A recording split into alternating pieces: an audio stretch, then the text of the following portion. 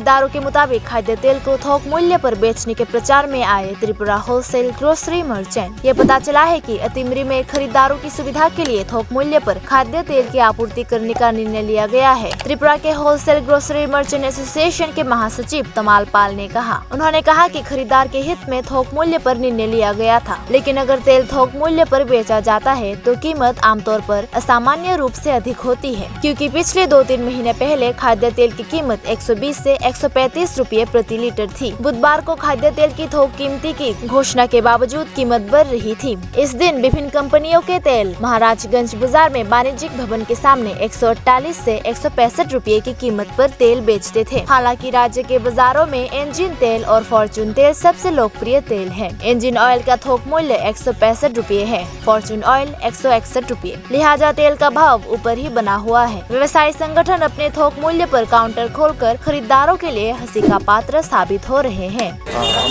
विगत 15 दिन যাবতই পাইকারি বাজারে একটা রেট স্থির অবস্থায় করে রেখেছি, যেটা আজকে অবধি চলছে।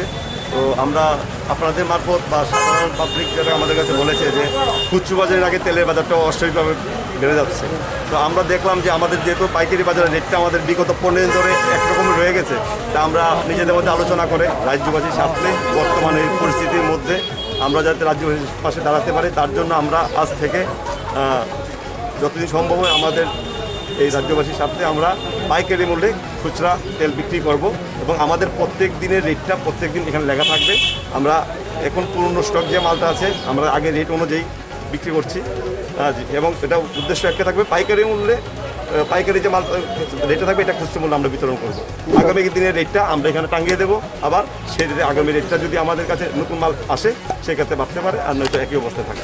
সেল পয়েন্ট আপনাদের একটাই আছে, যেহেতু আমাদের এখানে বর্তমান পরিস্থিতি থেকে আমরা অন্য জায়গায় আউটলেট করতে পারছি না। যেহেতু আপনারা বাজারটা পুরোটা নিয়ন্ত্রণ করেন, আদার্স দোকানগুলোতে এই রেটগুলো লাগু করছেন না কেন? আদার্স এখানে এটা পাইকারি এই রেটে মনে করেন আপনি এই যে রেট আজকে যারা দিচ্ছি আমরা এখানে ইঞ্জিন তেল 165, এটা আমাদের হোলসেল প্রাইস। যদি কোনো বিক্রেতাও এটা কিনতে যায় আমাদের থেকে ওরা 160 হয়ে পেতে পারেন। সেই ক্ষেত্রে ওনার থেকে যিনি নিচ্ছেন ওনাকে সচেতনতা থাকতে হবে যে যেহেতু পাইকারি বাজারে 165 নিচ্ছেন, আমি যদি পাড়ার দোকান থেকে নেই তাহলে আমি জানতে পেরেছি যে পাইকারি মূল্যটা কত। এতদিন দেখা গেছে ইঞ্জিন তেলের এমআরপি বা অন্যান্য তেলের এমআরপি কাছাকাছি বা তার থেকে বেশি বা এমআরপিতে মাল কিনতে হচ্ছে।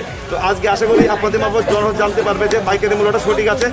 বর্তমান পরিস্থিতি থেকে যারা ক্রেতা বিক্রেতা সবাই যাতে সহমনোভাব সম্পন্ন এখন অল্প পড়ে যাতে সবাই যাতে মালগুলো খুচরাতে পেতে পারে, তার জন্য আমাদের প্রয়াস।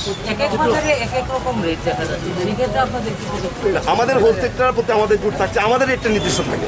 দেখুন এখান থেকে যে বিভিন্ন বাজারে বিভিন্নভাবে মাল যায়, এক একজনের ট্রান্সপোর্টেশন কস্টিং এরকম থাকে, তার উপরে ওরা ওদের করে। কিন্তু ওদেরও এখন দায়িত্ব থাকা উচিত এই পরিস্থিতিতে যে আমরা আগের মতো প্রফিট করবো না, যেহেতু পাইকারি বাজারের রেটটা একটা নির্দিষ্ট করা আছে, শো করা আছে এবং যারা প্রত্যেকদিন ডেইলি আউটলেট হবে ওটা তো খরিদ করে আমরা একটা রেট নির্দিষ্ট করবো।